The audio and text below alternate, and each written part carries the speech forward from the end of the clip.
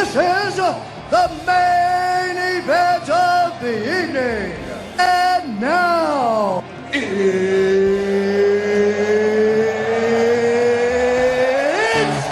time!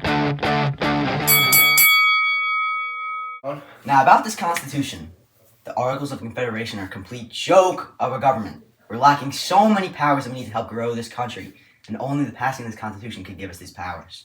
The only way I'm passing the Constitution is the Bill of Rights. It's the only way I will budge on this. Why do we need this Bill of Rights? Explain to me why we need this Bill of Rights. The Bill of Rights are protecting the rights of our Americans.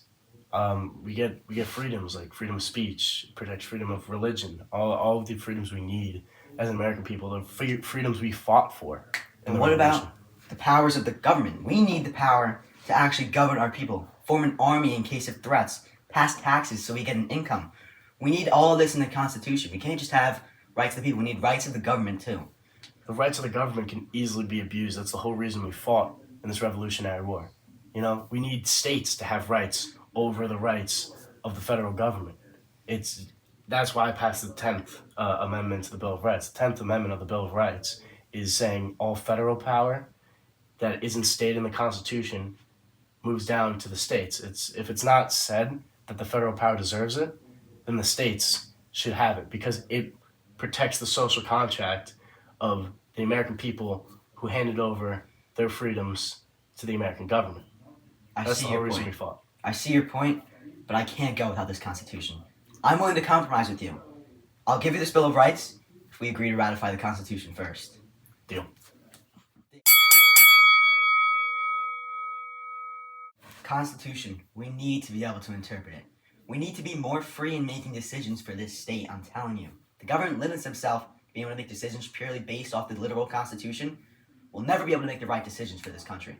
I said in my inaugural speech, I will follow what the Constitution says. Completely. But I will not budge on the fact that the government can abuse their powers and say, oh, it's just loose interpretation. Government can't abuse their powers, but things need to be left up to the government's choice. We do not have the future laid out for us. There's a problem that arises that the Constitution doesn't say exactly what to do, then you guys can't do it. What are you going to do when a problem arises that the Constitution doesn't say what to do? The states will bind together as an American people to work together to protect our nation. That's why the states have so much power. That's why states' rights matters. We're a democratic nation. We agreed as a nation that we are all going to have a say, correct? Yeah, we did. So, all these states, all these people, the American people that fought in the American Revolution have agreed together to protect this nation. This doesn't mean the federal government needs to be able to abuse their powers and have overlying power. We signed a social contract, like said in Enlightenment thought. The American people handed over some of their power to the federal government so that they could be protected. But if they're going to be protected, they can't be abused. People cannot make every choice for this state. The government needs to be able to make some decisions to protect the people of this country. People cannot do everything they want. People cannot regulate the economy perfectly. People cannot have affairs with other countries perfectly. People need a representative in the government that's able to do choices for them, make choices for them, to make changes for them. They need the power of the government loose.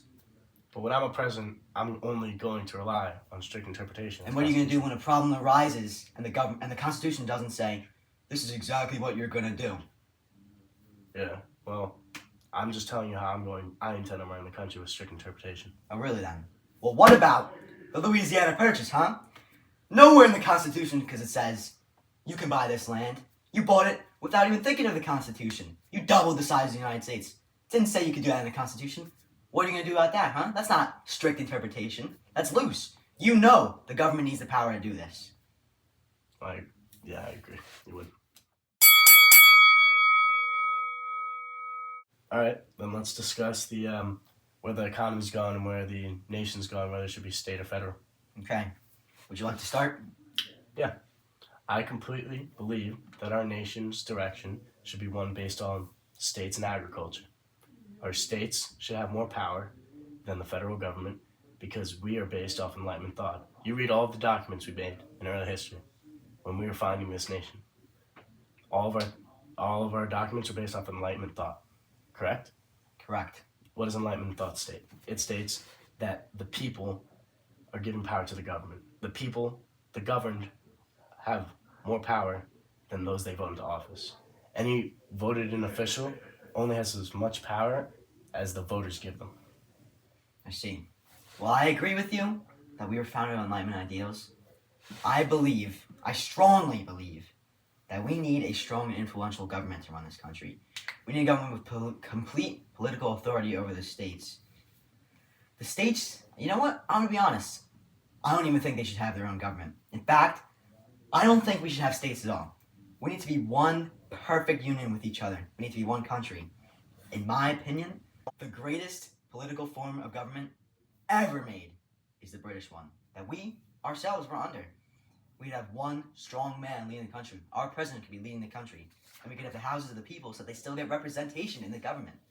But we need essential power. So you're intending for a dictatorship? Not a dictatorship. No. What you just said, the British government, the strongest form of government, is a dictatorship that we just fought long and hard, lost American lives to defeat because they're impressing their powers upon us. Do you want us to revert back to what we just fought for our freedoms? But we would not be repressing on the people because they will have houses to represent them. That's what I'm saying. They have the house. We need 3 branches of top government: executive, legislative, judicial. They will balance each other out, so there's no extreme power among them, but they will exert authority over the states, and the people in their houses will have representation, so they're never not represented. That was one of the problems we had with British. That's one of the problems we had with Britain. It's because of the parliament. But what you're saying... But we were so far away, we didn't have a representative. We can have... our nation is huge, if you look at it. We can be just as far away. Not oceans away, but how are we going to transverse this land?